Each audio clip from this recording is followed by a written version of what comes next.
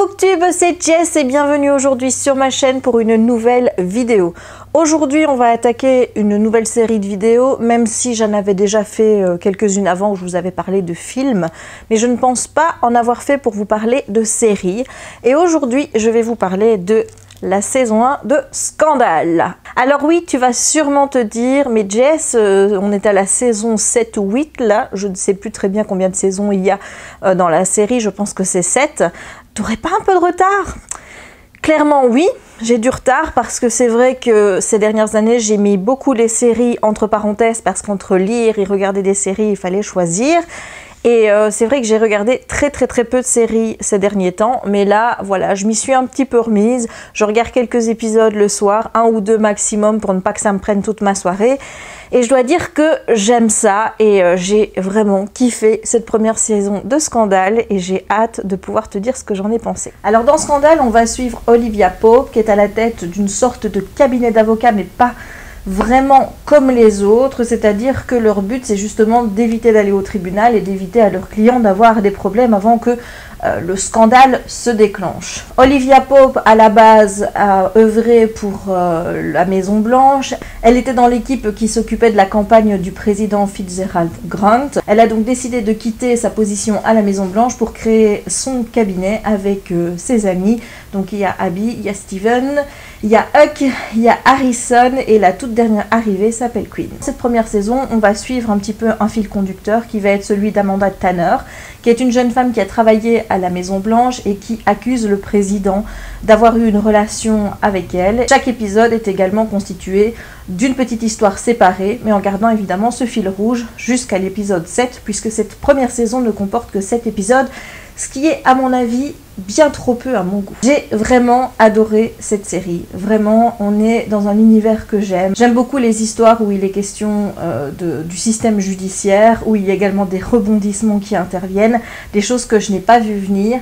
Et si au début l'histoire, j'ai trouvé, était assez lente à se mettre en place, les derniers épisodes de la saison m'ont complètement bluffé parce que je n'ai rien vu venir. Les retournements de situation qui se sont enchaînés m'ont vraiment bluffé jusqu'au season finale qui a été vraiment pour moi le meilleur épisode de la saison. Bon, maintenant je vais pas te raconter la fin de la saison parce que si t'as pas encore vu Scandale, ce serait un petit peu bête, mais ce season finale, je l'ai vraiment trouvé extrêmement bien fait. Et forcément, il y a un cliffhanger à la fin et tu te dis, ah, purée, j'ai envie d'enchaîner directement avec la saison 2. Heureusement pour moi, la saison 2, je l'ai déjà achetée, donc je vais pouvoir continuer. Et j'espère que le petit Papa Noël m'apportera les saisons suivantes. Parce qu'honnêtement, à chaque fois que j'aime une série à ce point d'enchaîner les épisodes assez rapidement, il faut que j'aie la suite, quoi. Tu vois, il faut vraiment que j'ai les épisodes qui suivent, que j'ai la saison suivante et j'ai qu'une hâte, c'est de posséder les 5 saisons, je pense, qui sont sorties jusqu'à présent pour pouvoir les enchaîner. Pour les saisons suivantes, je ne sais pas si j'attendrai qu'ils sortent en DVD ou pas. C'est vrai que j'ai une préférence pour avoir les coffrets, j'adore avoir des coffrets DVD. Il m'arrive de regarder des séries sur Netflix, notamment pour me faire une idée, savoir si je vais aimer la série ou pas. Mais voilà, moi je suis une puriste, hein, c'est comme avec les livres, j'aime bien d'avoir le support et d'avoir les DVD chez moi. Donc peut-être que j'attendrai quand même la sortie des DVD, on verra bien. Niveau personnage, évidemment, j'adore le personnage d'Olivia Pope. C'est quelqu'un que je trouve à la fois assez froid et en même temps très touchant. C'est-à-dire qu'elle fait ressortir ces deux facettes d'elle, une facette où elle est intransigeante, où c'est le travail, c'est le boulot, c'est le business, c'est comme ça. Et à côté de ça, il y a un côté d'elle qui est beaucoup plus doux, qui est beaucoup plus maternel, surtout avec son équipe, et je trouve que les deux aspects de la personne se mélangent assez bien et fait qu'on ne peut que s'attacher à ce personnage. Donc Olivia Pope, honnêtement, c'est un personnage que j'ai kiffé au long de cette saison et j'espère qu'elle restera à ce niveau et qu'elle évoluera toujours dans ce sens dans les saisons suivantes. J'aime également le personnage de Queen, même si forcément la fin de saison nous laisse sur notre faim concernant Queen parce que il y a tout un secret autour d'elle et j'ai envie de savoir. Il va falloir que je regarde la saison 2 pour pouvoir en apprendre plus sur elle. Mais là j'ai vu quelqu'un qui reste assez naïf, qui arrive un petit peu dans un monde de requins d'une certaine façon, en gardant cette naïveté, mais avec un passé qui doit être tellement lourd derrière qu'on se dit qu'elle n'est pas si naïve que ça et qu'elle cache bien son jeu. Et c'est pour ça que je trouve le personnage de Queen assez intéressant et que j'ai vraiment hâte de voir ce qui se cache derrière. Quant au personnage d'Abby, c'est un personnage que j'ai de suite aimé parce que déjà son allure me fait penser par moments à Brie Van de Kamp dans Desperate Housewives. Elle est rousse donc forcément ça joue, mais il n'y a pas que ça, il y a une attitude aussi, surtout quand on a vu des flashbacks 2 ans auparavant où on la voyait beaucoup faire de la cuisine, je voyais Brie Van de Kamp, vraiment. Donc il y a déjà ce petit côté Brie qui me plaît parce que Brie dans Desperate Housewives c'est un personnage que j'aime énormément. Mais il n'y a pas que ça, il y a chez ce personnage des convictions et des valeurs tellement fortes qui fait qu'elle ne peut pas s'empêcher d'ouvrir sa gueule et de dire haut et fort ce qu'elle pense, et j'adore ça.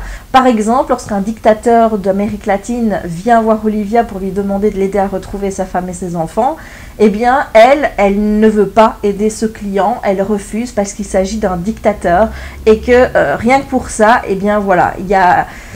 Comment je veux dire, il y a ces principes et ces valeurs qui l'empêchent de vouloir travailler pour quelqu'un comme ça. Et c'est vrai que je me suis beaucoup retrouvée dans ce personnage par rapport au respect de ses principes et de ses valeurs. Parce que voilà, moi je suis pareil. Il y a certains cas où je suis absolument intransigeante et où je refuserais d'aider une telle ou une telle personne si je savais qu'elle avait fait telle ou telle chose, tout simplement parce que c'est contraire à mes principes de savoir que cette personne a fait ça, et je refuserais de l'aider. Donc il y a ce côté où les valeurs priment par rapport à tout et cette intransigeance par rapport à ces valeurs qui me plaisent. Il y a le côté qu'elle ose dire à Olivia, donc sa patronne, quand ça ne va pas et quand elle n'est pas d'accord avec elle, elle va à l'affrontement, elle lui met la vérité en face, et ça j'aime aussi énormément. Et évidemment j'aime le côté grande gueule, c'est-à-dire que la fille qui, même si le client est à côté, ose dire tout haut ce qu'elle pense tout bas, là encore une fois c'est...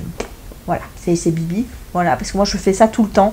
Quand il y a des gens en rue par exemple qui s'arrêtent devant moi, au lieu de se mettre sur le côté pour commencer à parler, j'aime autant dire tout haut, ben oui c'est ça, hein, fous-toi en plein milieu du jeu de qui pour emmerder le monde.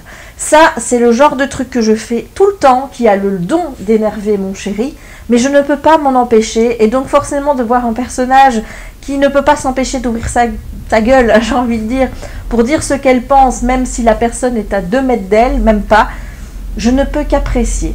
Pour les 3 personnages masculins, il y a Huck, avec lequel j'ai une tendresse particulière, même si je ne connais pas encore beaucoup son histoire, mais je pense que c'est un personnage qui a énormément de potentiel et je demande à voir.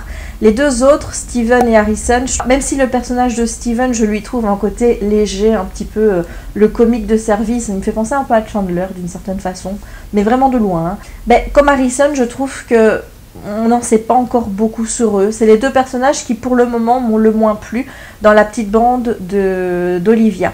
Alors évidemment le président, donc Fitzgerald Grant, c'est un personnage que j'apprécie.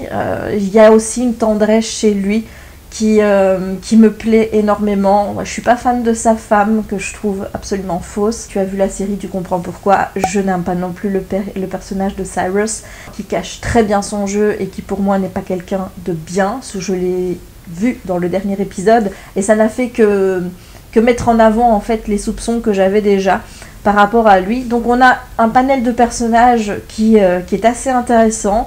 Cette première saison de cet épisode est évidemment assez courte et on ne peut pas se faire une idée totale sur les personnages, mais il y a certaines personnalités, il y a certains caractères qui se dégagent par rapport à d'autres, et voilà, j'ai déjà des petits coups de cœur parmi les personnages. 1, 2, 3, 1, 2, 3. J'aime le côté petites histoires qui s'enchaînent, même si je trouve que dans la résolution de ces histoires, eh bien, par rapport à l'épisode, la solution est trop rapide. Et il y a trop d'images qui s'enchaînent. Parfois, les dialogues sont très rapides. Et quand on regarde les épisodes en version originale sous-titrée comme moi, c'est pas toujours évident de suivre.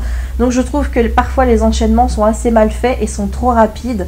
Maintenant, il y a une dynamique dans la série qui me plaît beaucoup. C'est-à-dire que quand on vous parle d'un cas, on vous montre des photos des gens, on vous met des photos de la situation, ce qui forcément rend la chose beaucoup plus vivante que de regarder quelqu'un qui parle en vous disant voilà, je suis en train de vous parler de ce gugus là.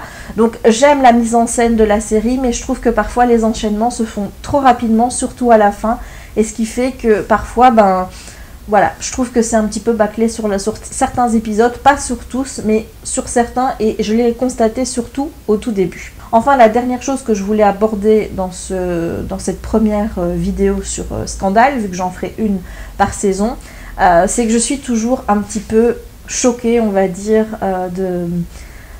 de ce que pensent les Américains par rapport à leur président, au fait que si celui-ci a une aventure avec quelqu'un, c'est quelque chose qui devrait être sujet à sa démission. C'est quelque chose que je ne comprends pas, parce que la vie privée d'un homme, d'une femme, c'est sa vie privée.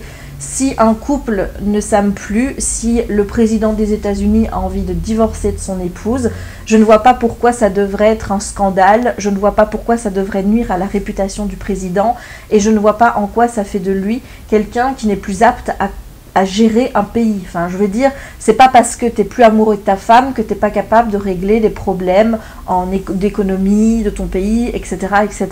Enfin, tu vois ce que je veux dire. Je ne comprends pas pourquoi est-ce que les Américains sont si attachés à cette valeur familiale du président qui doit être marié, qui ne peut pas aller voir ailleurs, même si, bon, clairement, je ne suis pas pour le libertinage et le fait d'aller voir ailleurs, mais je suis contre le fait de se dire que le président américain est obligé de rester marié à quelqu'un qu'il n'aime plus, alors qu'il pourrait très bien divorcer pour pouvoir vivre sa vie amoureuse avec une autre personne dont il serait plus amoureux. Voilà, ça me choque, je ne comprends pas pourquoi ça devrait poser un problème, que même si c'est l'homme le plus puissant du monde, il n'aurait pas le droit de divorcer, et ça devrait faire tout un tollé, le menant parfois jusqu'à la démission. Voilà. Et même encore une fois, j'ai envie de dire, même si un président a une aventure, quand on voit l'affaire Bill Clinton avec Monica Lewinsky, c'est quelque chose que je ne comprends pas. À la limite, c'est un problème qui regarde Bill Clinton, Monica Lewinsky et Hillary Clinton, mais ça ne regarde pas l'Amérique entière, et ça ne remet absolument pas en cause les aptitudes et les compétences de Bill Clinton pour diriger son pays. Donc c'est des choses qui me dépassent au niveau des Américains, cette culture du fait que le président doit absolument être irréprochable, doit rester avec sa femme et ne peut pas divorcer, et que même s'il fauterait, enfin je veux dire, il y a des tas d'hommes qui fautent dans le monde, hein, ça ne devrait pas exister. Il y a des femmes qui le font aussi, hein. Je ne dis pas qu'il n'y a que les hommes qui vont voir ailleurs. C'est clair que c'est pas correct, que l'infidélité ce n'est pas bien, mais encore une fois c'est quelque chose qui doit se régler dans le couple et qui ne regarde pas les gens alentours. Voilà, j'espère que je me suis bien fait comprendre sur ce point. Et voilà, je pense vous avoir tout dit de mes impressions sur cette première saison de Scandale.